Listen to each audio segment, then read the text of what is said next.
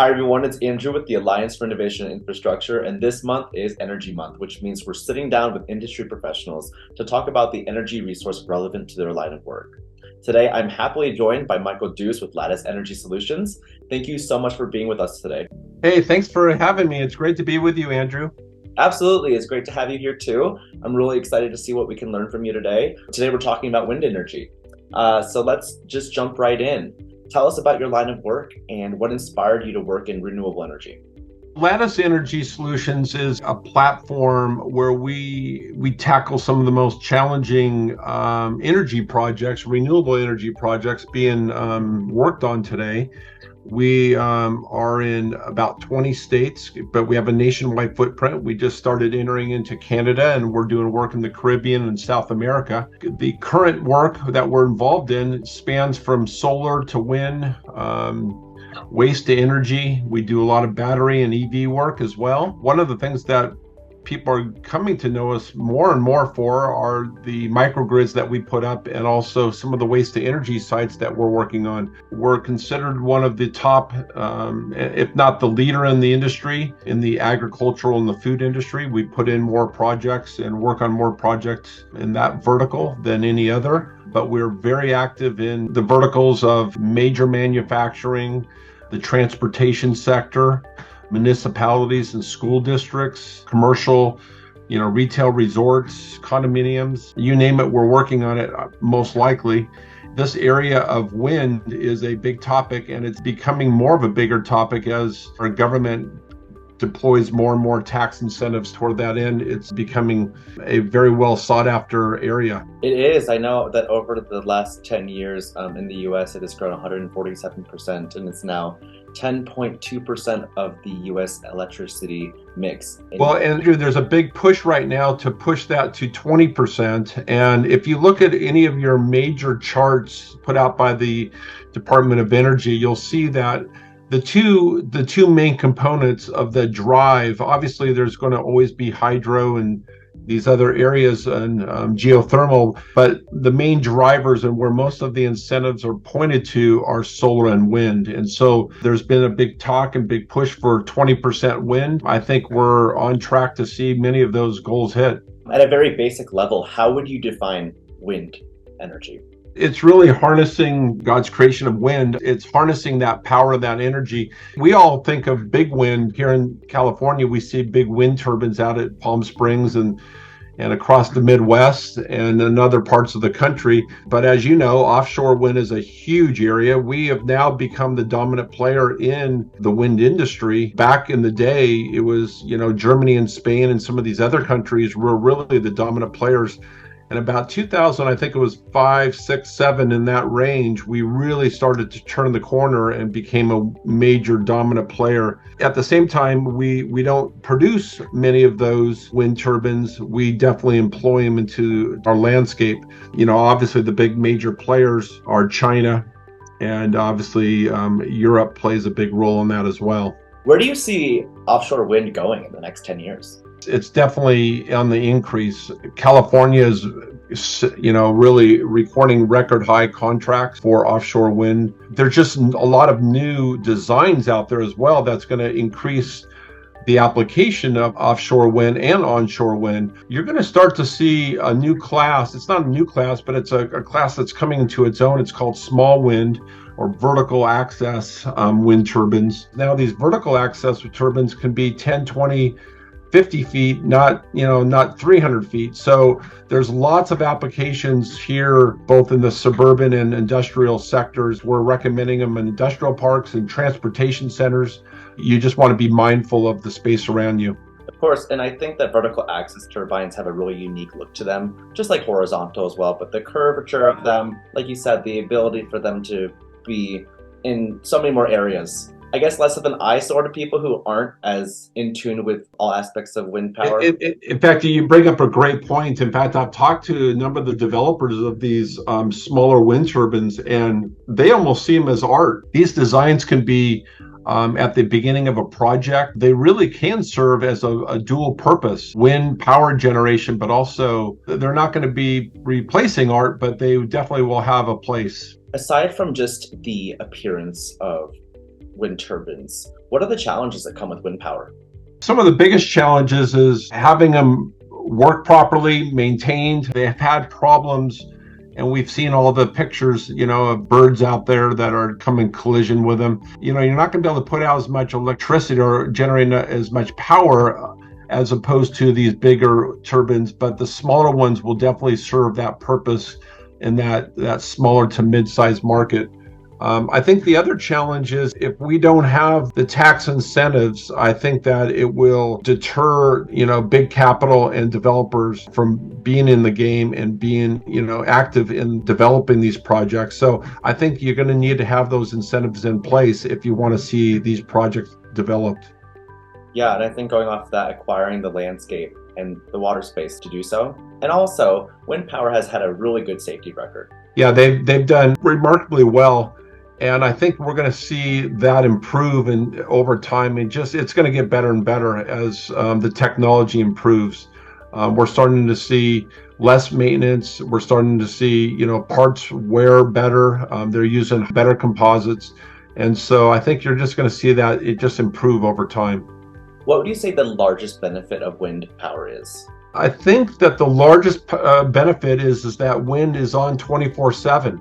You've got a window with solar. It's typically the peak of the day, and you've got hours on each side of that peak. But with wind, if it's sunny or if it's the moon's out, it's still oftentimes moving that wind. So I think that's the biggest advantage. You're going to have greater efficiencies and less costs with that type of model, and so that's why you see wind is such a big component of our renewable energy drive here. I really appreciate your response, and this moves directly into the next question when it comes to public perception. What would you say to the people who say, well, the sun isn't always shining, the wind isn't always blowing?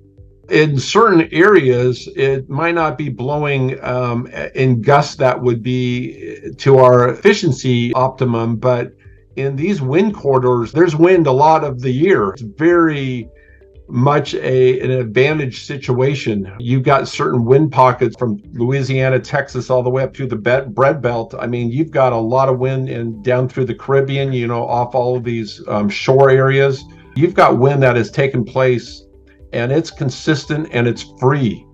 When it comes to the costs of designing and installing wind turbines, how substantial is that? And also, just really quickly, I actually happen to live in one of the windiest areas in America, and I would really love for them to build wind turbines here in Montana because the wind is so ridiculous. Very much to your point, people would say that, they walk out their house and they don't see the wind blowing, but some of these wind turbines, they can pick up as long as it's consistent and it's moving, they're picking it up. I want to flip the question and maybe say, I think that, I'm interacting with a lot of new technologies and a lot of new developers and innovators out there.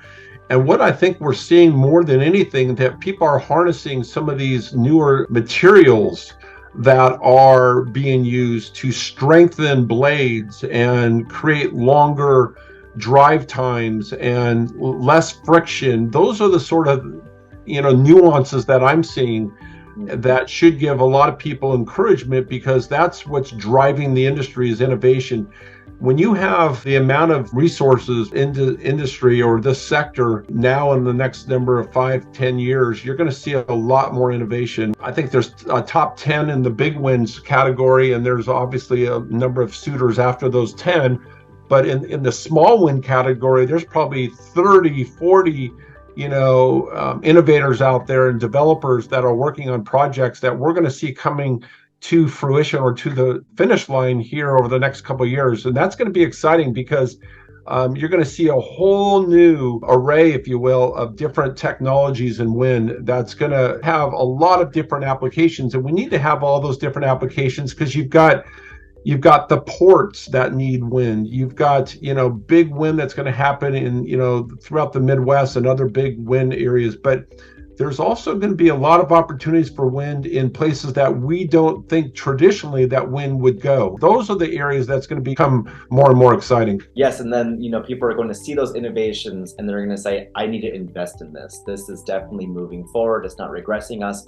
And actually, the minute you said non-traditional areas, this might sound crazy, but could you imagine putting a type of wind turbine contraption on top of a plane?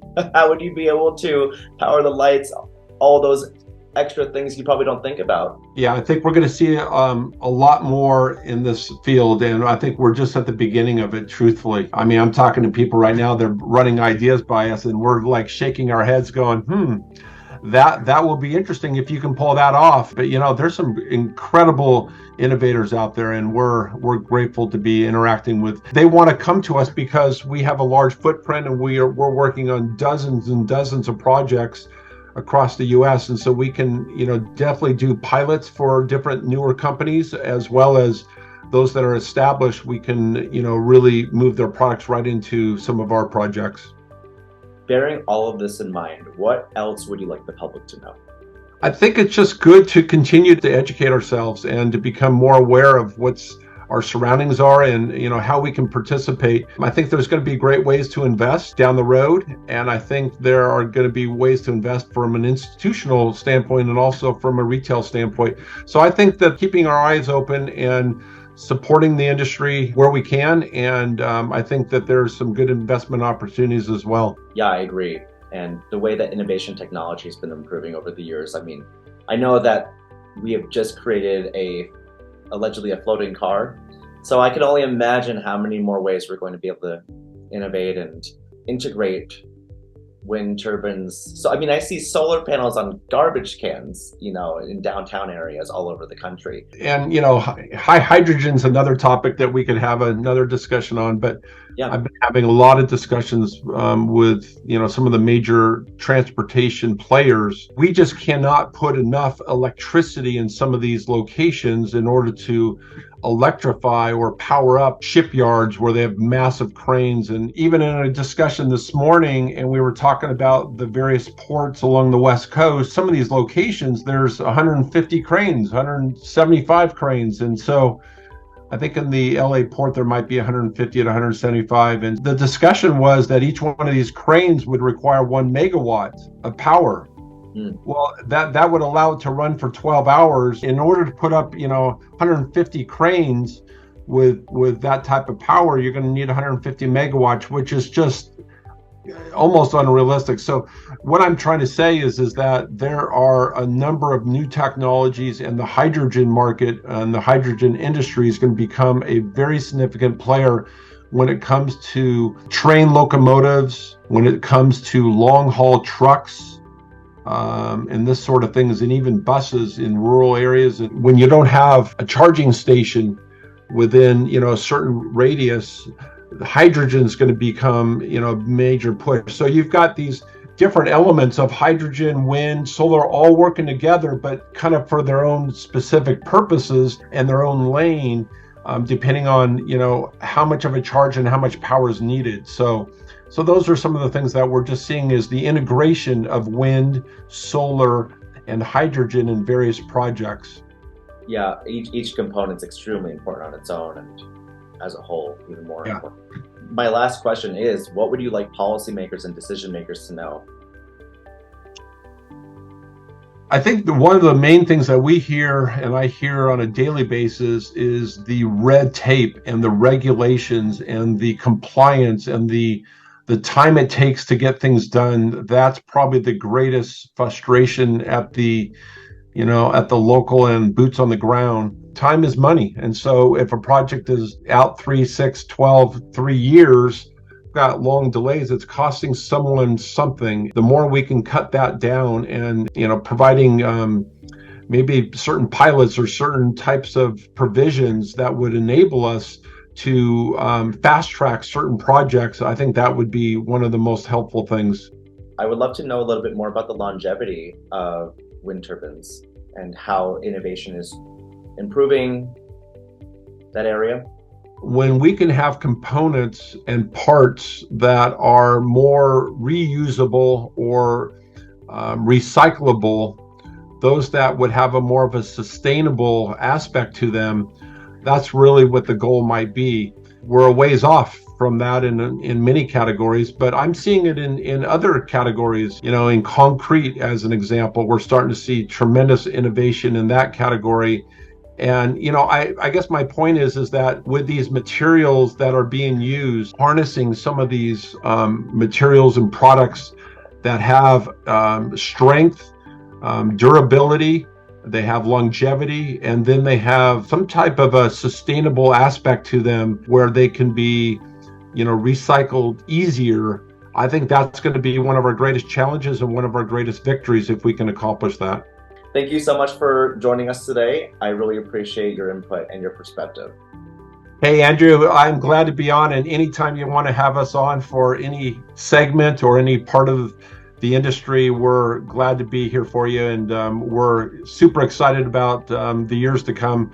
The projects that we're working on are truly innovative and challenging, yet at the same time, we're saving a lot of people a lot of money in their energy consumption and their energy expenses.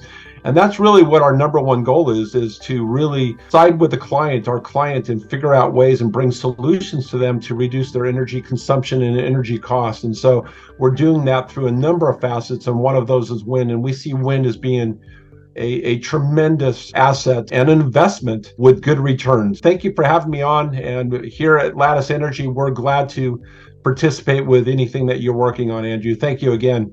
Absolutely. Thank you. And we'll definitely be talking soon, hopefully about hydrogen. That sounds great. Thank you.